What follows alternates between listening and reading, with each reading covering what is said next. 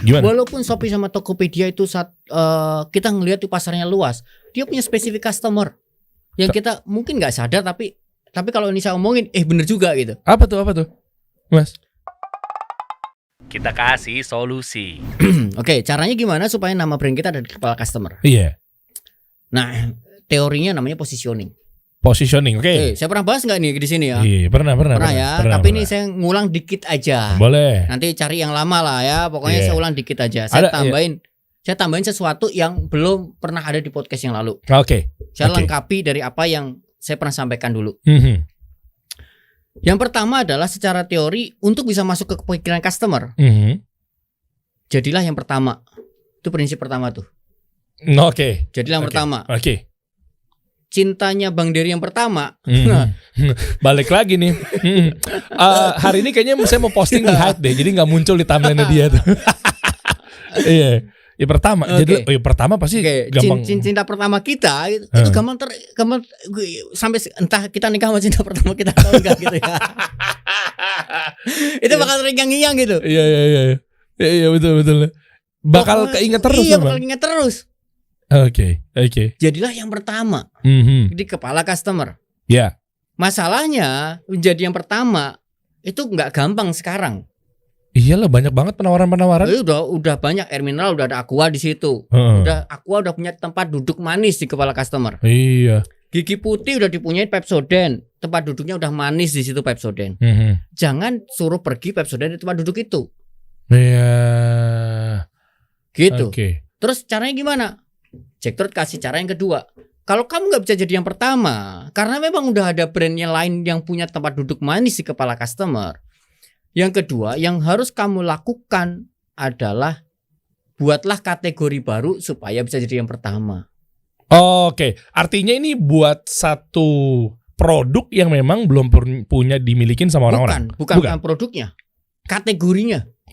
Contoh, Sensodyne kategorinya adalah fokusnya di, kalau kita ngomong kategori besarnya, iya berarti dia pasta gigi kan? Pasta gigi. Itu kategori besarnya. Kategori saya bilangnya long tail positioning ya. Iya. Long tail kata-kata panjang ya. Kalau ada long tail keyword gitu ya. Iya. Pasta gigi khusus gigi sensitif. Iya, itu Sensodyne tuh. Sensodyne kan. Ada kalimat long tailnya di belakang. Kali kata-kata panjangnya. Sesuatu yang lebih spesifik. Maka nggak bersaing sama Pepsodent yang kesehatan keluarga. Iya, oke. Oh iya, Pepsodent kayak gitu tuh positioningnya tuh. Family banget. Kemudian close up. Nafas segar untuk remaja. Iya. Oke. Nah, kita harus punya satu spesifik customer. Catat guys. Punya spesifik customer plus spesifik problem. Artinya niche market ya? Yes. Oke. Itu harus tajam, harus fokus. Ya. Boleh nggak Mas Dodi saya gedein? Boleh, tapi nggak sekarang. Kalau kamu masih kecil, fokuslah ke long tail keyword, long tail positioning, long tail kategori yang kata-katanya panjang di situ. Kenapa? Supaya lebih spesifik. Analoginya gini deh. Gojek tahun 2010 berdiri. Dia cuma punya berapa layanan? Oh iya, GoRide doang ya. Sehingga dia sampai sekarang everlastingnya keingetnya bahwa dia transportasi online. Yes. Sementara dia jual makanan, jual kang pijat. Iya. Tapi kalau mau digedein itu nanti. Tuh. Mulai dari satu dulu. Fokus konsisten. Tajam ya. Yes, puasin customer yang di spesifik itu. Kalau muasin customer yang spesifikin aja nggak bisa, gimana mau memuaskan yang jumlahnya banyak gitu. Iya. Ya, gitu. Ya. Oke. Contoh. Ya. Contoh. Saya pernah bantu nih customer yang punya bisnis jilbab. Datang ke saya, Mas Dodi saya mau bikin jilbab dong. Saya pengusaha di Tanah Abang. Saya distributornya dia.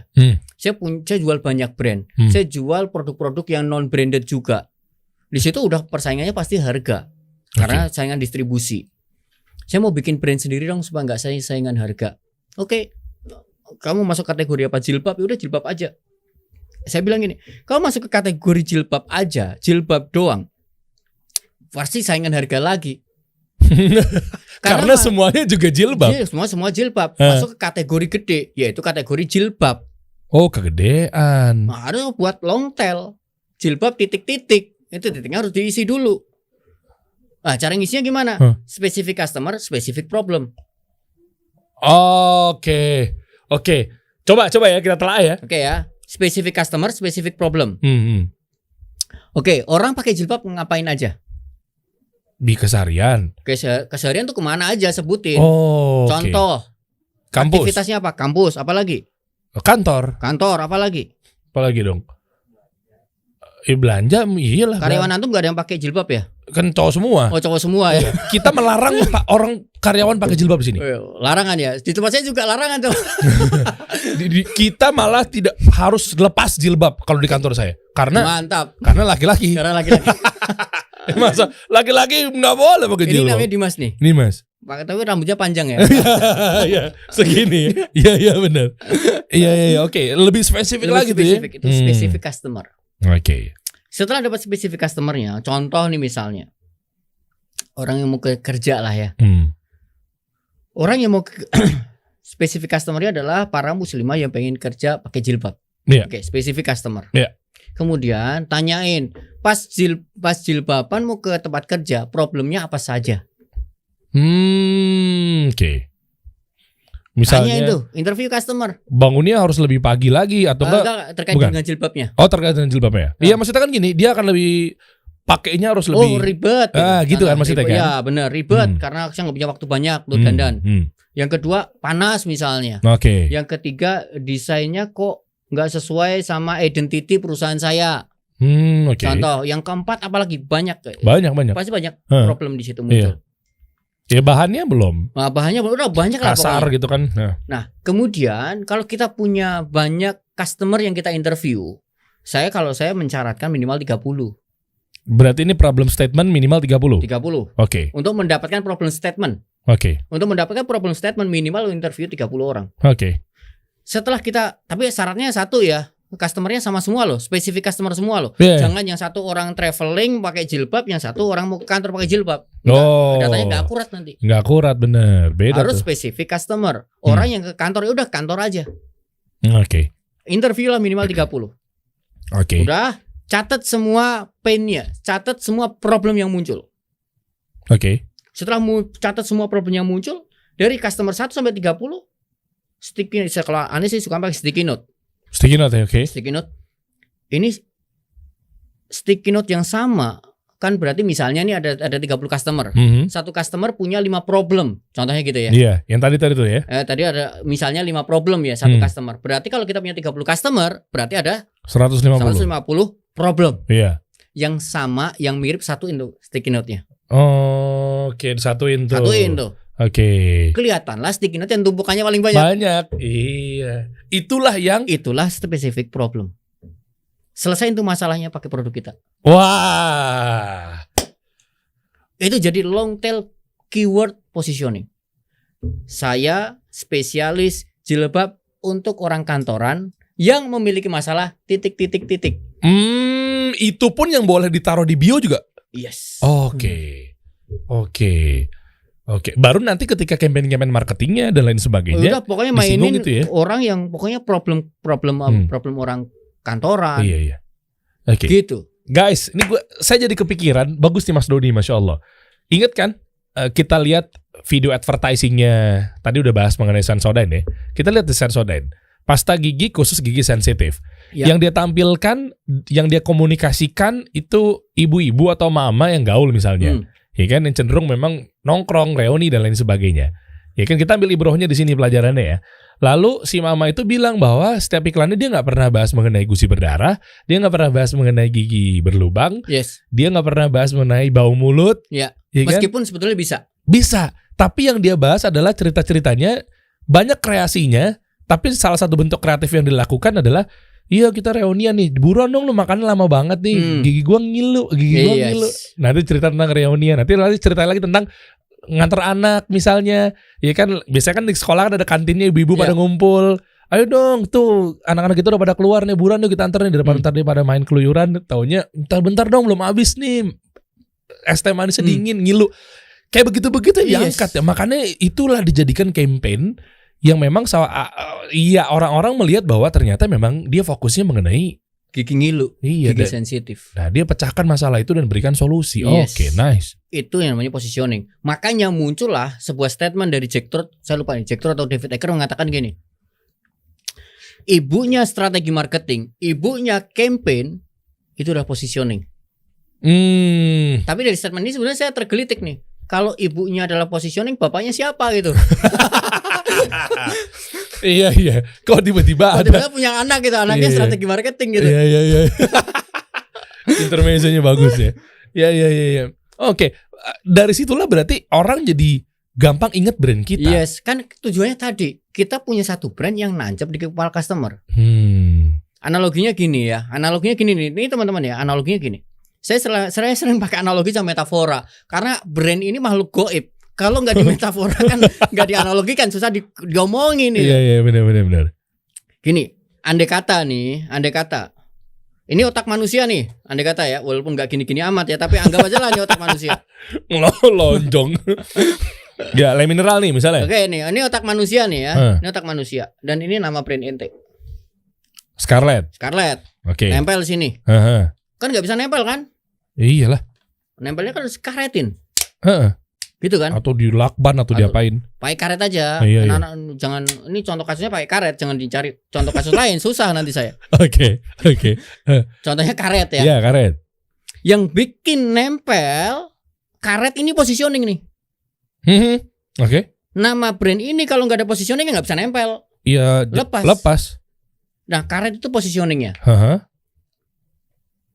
Kuat mana karet yang ngikatnya ini longgar atau sempit? Oh, sempit dong. Sempit. Semakin fokus, semakin sempit brand kita, semakin kuat dia nancep di pikiran customer. Mantap. Semakin longgar kategorinya, kita mau masuk pasar jilbab, gede banget kan jilbab, bisa kemana-mana. Iya. Brand kita nggak akan bisa nempel di pikiran customer. Oke. Jadi positioning itu seperti karet. Dia bisa melebar, dia lentur, dia fleksibel, bisa diluaskan, bisa disempitkan. Tapi semakin disempitkan, semakin kuatlah dia mengikat brand kita di kepala customer. Semakin diluaskan, semakin nggak punya power, semakin nggak punya kekuatan, semakin lemah lah, semakin impotent itu.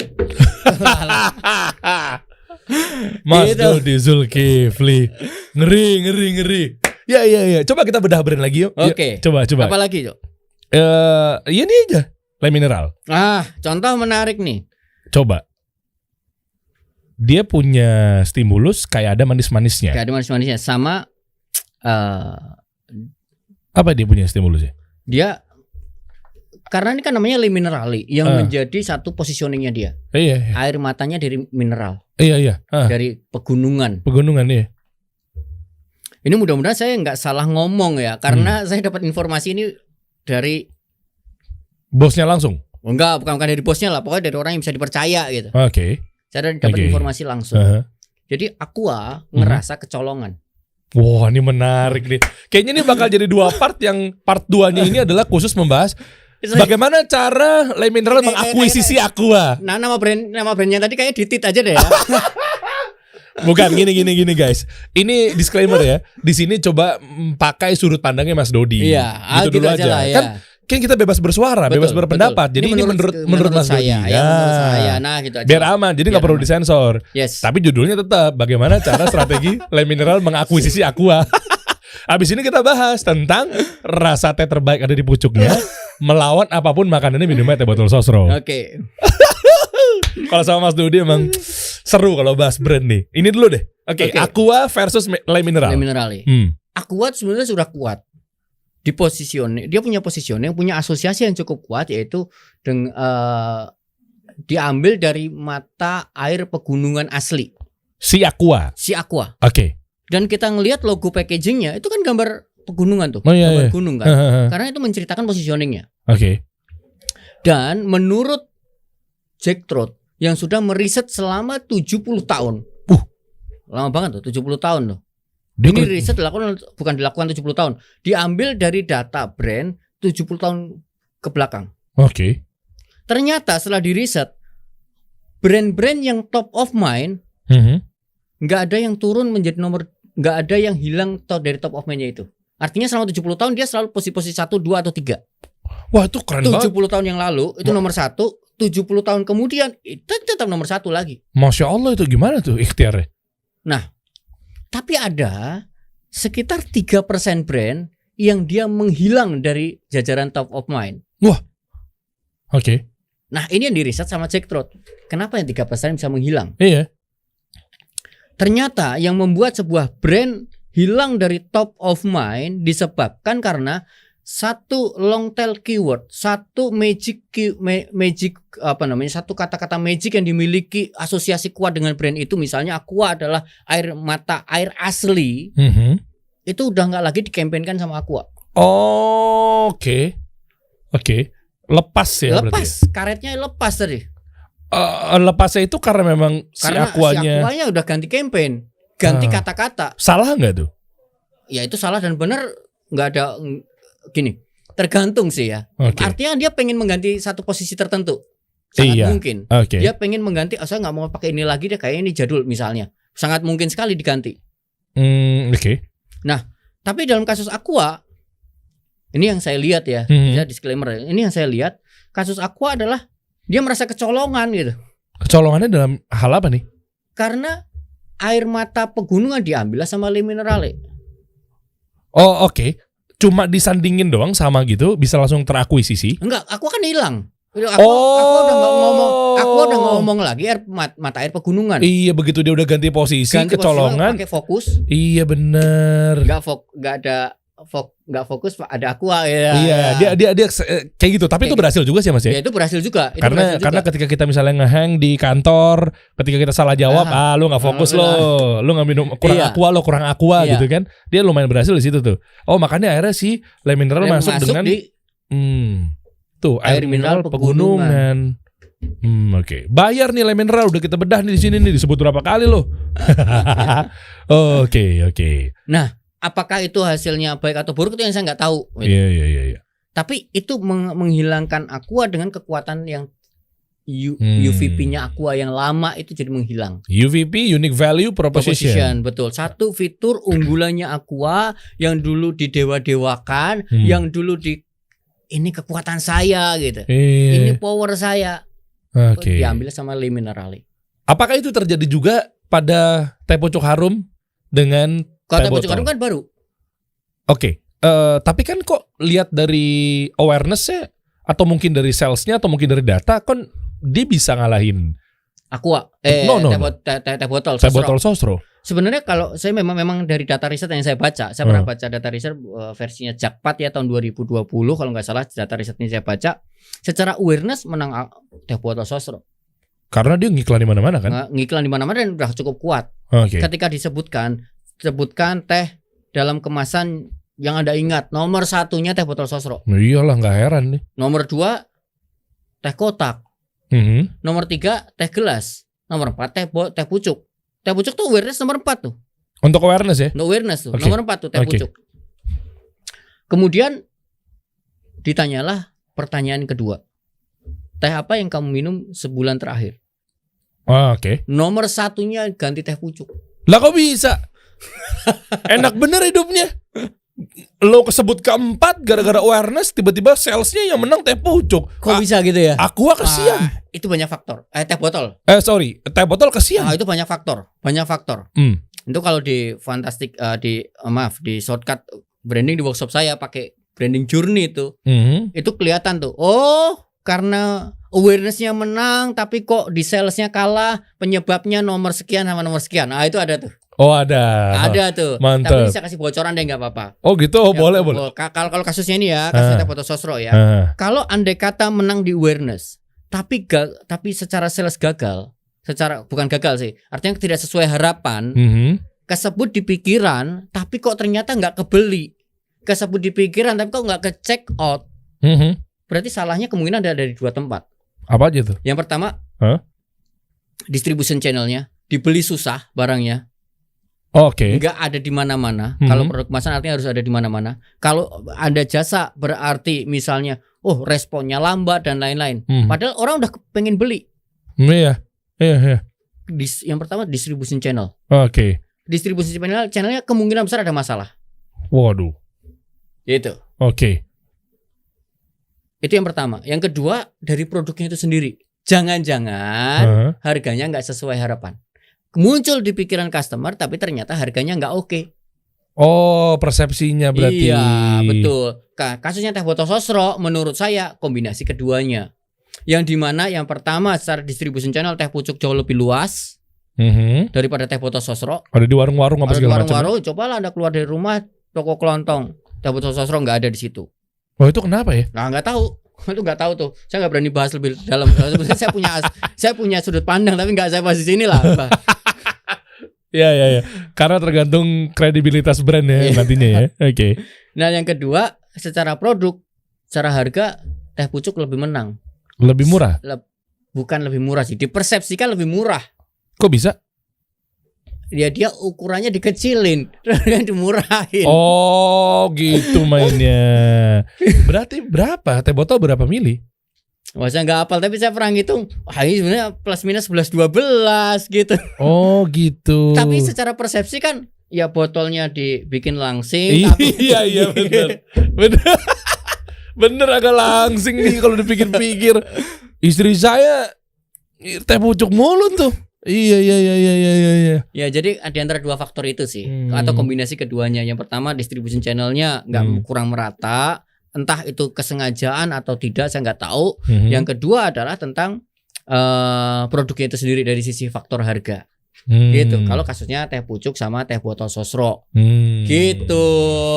Mantap, detailnya. Jadi gimana Anda sudah merasa bahwa masih mau berkecimpung di kubangan perang harga? Ya silakan sih mau ngomong gue aja. Tapi kalau saran saya sih mendingan coba deh dari obrolan seperti ini udah saatnya kita bebenah lah. Ya mau namanya bebenah, scale up, rebranding nggak tahu lah. Tapi kan rebranding juga kan lebih berat daripada branding ya. Iya, kalau udah jadi gede banget sih. Tapi kalau masih awal-awal ya nggak kerasa. Tapi itu sih saya pesan buat teman-teman masukin ke long tail keyword positioning. Positioning yang spesifik itu intinya. Iya benar. Gitu. Jangan kita bermain general. Kita pengen main general, iya boleh sih, tapi nggak sekarang. Nanti ada saatnya sendiri. Tapi pada saat di awal modal Anda terbatas, modal teman-teman ini modal baik dari sisi finance, dari sisi resource berupa jaringan, berupa keilmuan, knowledge, pengalaman masih minim, masuklah sesuatu yang spesifik. Buatlah customer yang spesifik itu happy dulu gitu. Iya, kayak Gojek kita lihat ya. Iya. Shopee juga awalnya keluar dari market, pertama-tama keluar pakai marketplace. Sekarang jualan makanan juga tuh. Iya, tapi kan awalnya Shopee sama Tokopedia menarik ya. Iya. Ada satu hal yang menarik nih dari Shopee sama Tokopedia. Gimana? Walaupun Shopee sama Tokopedia itu kita ngelihat di pasarnya luas, dia punya spesifik customer yang kita mungkin nggak sadar tapi kalau ini saya omongin bener juga gitu. Apa tuh, Mas? Ini buat saya ya, buat saya Shopee itu ada marketplace khusus cewek. Oh, Tokopedia marketplace khusus cowok. Walaupun dia tidak mendeklir itu. Iya lagi. Istri saya Shopee banget, nggak akan pernah mau dia pindah dari Shopee ke Tokopedia. Saya kesal ketika saya melihat handphonenya selalu oren. Ngutak-atiknya. Antum apa? Iya, dua-duanya sejujurnya. Dua-duanya. Oke, paling sering yang mana? Iya, Tokped sih. Apa gara-gara saya nyarinya gini adanya di Tokped soalnya. Laptop, alat-alat, headphone itu paling banyak di Tokped. Saya ngerakit kamera vlog aja tuh ada di Tokped semua. Kenapa penjual-penjual itu jualnya di Tokped? Karena ngerasa pasarnya saya ada di Tokped. Iya. Oh iya ya. Di Shopee pernah nyari rig, nyari hot shoe, nyari ball head. Bukan gak ada. Aduh, susah banget. Iya, Tokped ya. Laki-laki banget sih memang ya. Oh iya. Karena dari survei yang saya lihat ternyata memang Shopee itu cewek banyakan dan Tokped kebanyakan cowok, berbalik kan. Dan kita ngelihat logonya, lihat warnanya, Shopee tas tenteng itu jujur saya nggak punya tuh aplikasi Shopee. Oh iya, saya ada. Tapi dari peralatan-peralatannya mentereng ngejreng di Shopee. Ya cewek banget sih. Ya cewek banget ya. Cewek banget sih. Ya itu kan artinya gini, spesifik customer. Walaupun dia marketplace itu kita ngomong berkompetisi sama Tokped, tapi nyatanya Shopee berhasil membuat happy cewek dan Tokped berhasil ngebuat happy cowok. Kalau Anda masih pakai Shopee berarti Anda cowok yang kecewe-cewean. Enggak. Ini cuma hipotesa ngasal saya aja ya. Oh iya, apa kabar dengan Bliblit? Itu nggak tahu. Loh, kok gitu? Artinya gini. Bukalapak gimana Bukalapak? Kalau kita mau menang melawan mereka, kita nggak bisa ngomong spesialis ke cewek sama cowok aja, karena itu udah dimiliki sama dua marketplace itu. Kita bisa ke spesifik marketplace kok kayak antum nih. Kan marketplace juga gitu. Iya. Tapi marketplace spesialis titik-titik. Iya, freelancer, konten kreator. Saya pernah lihat lagi tuh. Saya lupa namanya. Marketplace spesialis barang-barang premium. Apa ada, saya lupa namanya, tapi ada tuh. Kalau Carousel tuh bagus juga tuh, namanya Carousel. Istri pernah cerita itu spesifiknya kepada barang-barang pre-love. Oh, barang-barang pre-love. Second. Oke. Makanya dia anteng-anteng aja tuh, nggak tumbang, ya nggak tahu deh. Ini harus bedah lebih dalam ya. Iya. Itu kalau jual-jual barang-barang second di situ banyak. Ya walaupun di Shopee mungkin Tokopedia juga ada ya. Cuma dia fokusnya ke situ tuh. Iya. Jadi dia nggak jual barang-barang yang baru. Iya. Setahu saya, koreksi kalau salah. Kalau yang tadi premium apa? Lupa namanya, tapi ada tuh kemarin. Ada ya? Saya sempat baca. Ini marketplace spesialis barang-barang premium. Apa yang dijual? Nggak tahu karena belum pernah masuk lebih dalam, tapi pernah dengar itu. Tapi minimal itu udah oke positioningnya. Udah oke. Setidaknya gini, masuklah sesuatu yang spesifik yang dimana kan tadi prinsipnya satu, jadilah yang pertama. Yang kedua kalau nggak bisa jadi yang pertama, buatlah subkategori supaya bisa jadi yang pertama. Iya. Berarti kan dia ngomong saya marketplace spesialis barang premium yang pertama kan gitu. Iya. Gitu. Saya marketplace spesialis cowok yang pertama. Oke. Gitu. Daging. Kalau pengen tahu di mana sih Mas, pengen belajar sama Mas Dodi lebih lanjut nih. Sejujurnya saya juga ikut Fantastic Brand Anda nih. Tuh mantap guys. Wah, ajib. Coba dong, ada nggak di view? Sekarang lagi ngapain nih? Ini ke Jakarta dari Semarang lagi workshop? Enggak, workshop bulan depan insya Allah. Tanggal berapa ya? Pokoknya bulan Juni Juni akhir tuh ada workshop saya shortcut branding 2 hari. Ngajarin apa sih? Saya bedah yang pertama fundamental brandnya dulu. Satu, dikuatin fundamentalnya. Yang kedua adalah ngebahas tentang positioning secara spesifik. How to detail langkah per langkah. Dan di dalamnya ada 30 latihan. 30 latihan, bayangin tuh. Ini barusan kita ngobrol berjam-jam sejaman ini belum ada apa-apanya? Oh, belum ada apa-apanya lah. Wah, 30 latihan. Latihan, jadi dibedah bareng-bareng? Oh, dibedah bareng-bareng. Lu kan kemarin kan aku pernah tempatmu Mas, yang shortcut branding. Itu versi lama. Itu udah versi yang baru nih. Udah lebih lengkap, lebih detail, lebih komprehensif, lebih runtut, insya Allah. Dan sudah yang sekarang ini udah ada gimana sih caranya nanya ke customer, gimana sih cara interview. Kita udah siapin pertanyaannya, langsung nanya di kelas. Langsung interview di kelas. Soal ini banyak ya. Ini buat admin cocok nih. Banyak yang salah langkah tuh nanya tuh kan. Kak, jadi nggak Kak langsung nembak begitu tuh? Iya. Ini nanya untuk riset customer. Bukan nanya ketika customer datang. Bukan. Nanya ke customer, riset customer interview untuk mendapatkan positioning. Kayak tadi itu kita dapat ini spesifik ya, customernya yaitu orang yang pakai jilbab untuk ke kantoran. Problemnya apa? Kan kita nggak nanya langsung direct. Problem lu apa? Kan nggak gitu. Itu bagian dari 30 langkah tadi ya? Yes, 30 bukan 30 langkah, 30 exercise. 30 exercise. Latihan. Iya, 30 latihan. Step by step, satu-satu, perlahan, pelan-pelan. Boleh cek aja bio-nya nih Mas Dodi nih. Gue udah buktiin sendiri guys. Sampai akhirnya ya, jujur ya, dari ilmu yang gue dapat sampai akhirnya sekian persennya memang dari waktu gue gabung di workshopnya Mas Dodi itu works banget, sehingga kasih solusi belum nyampe setahun udah atas izin Allah sebesar ini Mas. Masya Allah. Bismillah ya. Tapi ikhtiarnya harus tepat guys. Jangan sampai ntar lu udah jalanin sebuah brand, taunya ujung-ujungnya lu capek di jalan, keluar udah banyak cost apa segala macam, lu mundur lagi ke belakang. Ya, buang waktu, buang tenaga, buang pikiran. Capek guys. Udah deh, coba dia belajar nih. Masya Allah nih, saran dari saya begitu nih. Mau tambahin Mas? Udah gitu dulu lah, panjangan nanti. Iya bener. Ini telan dulu. Iya bener ya. Ingat teman-teman ya, pokoknya positioning harus tepat. Seperti yang ada di ruangan-ruangan saya ini nih. Ya kan ini Scarlett positioningnya udah kuat. Antum positioningnya apa? Nilai sendiri deh Mas. Ini kalau positioningnya tepat tapi baru laku sekali. Iya, oh iya. Iya, baru laku sekali. Yang mana? Istri antum kan.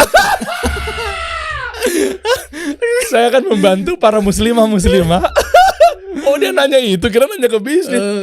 Ini bisnisnya nonton Mas.